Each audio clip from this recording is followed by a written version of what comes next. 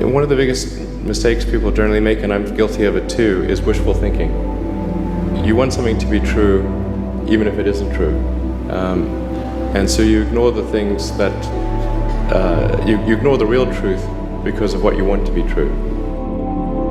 I think when I was, 5 or 6 or something, I thought I was insane because it was clear that other people did not, their mind wasn't exploding with ideas. What was your biggest failure and how did it change you? Well, there's a ton of failures along the way, that's for sure. As I said, for SpaceX, the first 3 launches failed.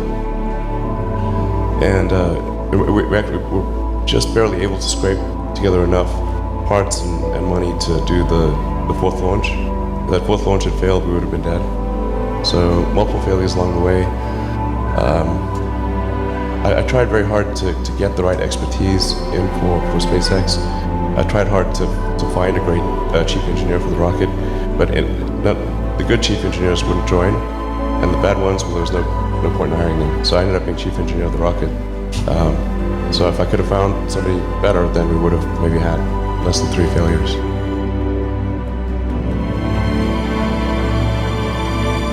People who've been in the rocketry business for decades, who say about you that you don't know what you don't know. But when critics say you can't do this, your answer to them is, we've done it.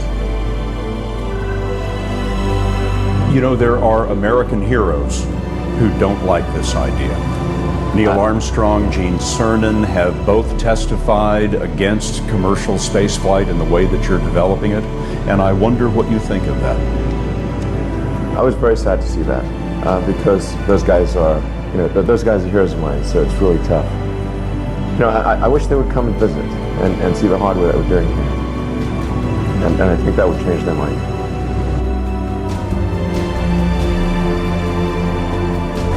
Did you think, I need to pack this in? Never. Why not? I don't ever give up. I mean, I'd have to be dead or completely incapacitated.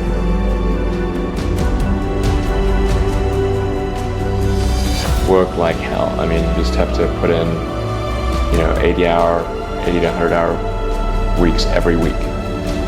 All those things improve the odds of success.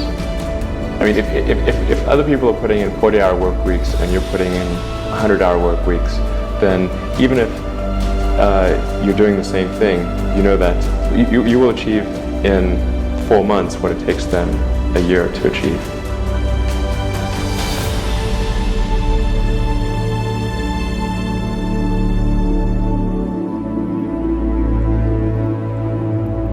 In 2008 was brutal.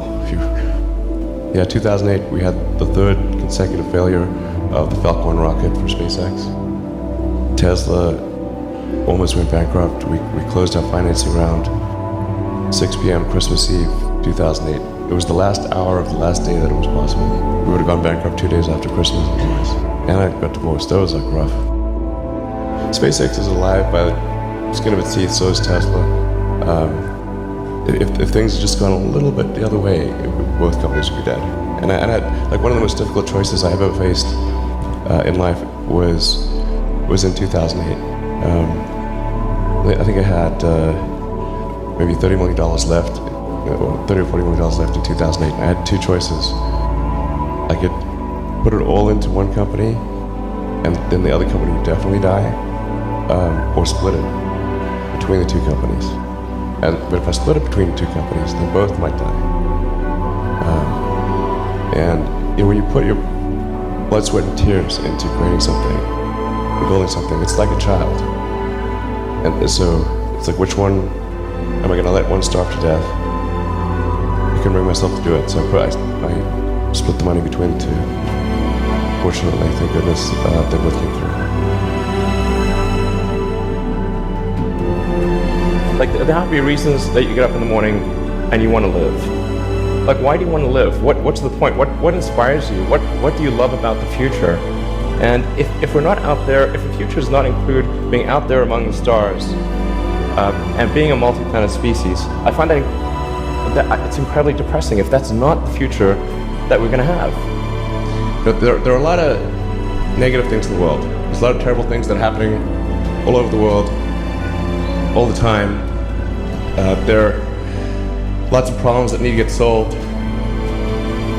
There's lots of things that are miserable and kind of get you down.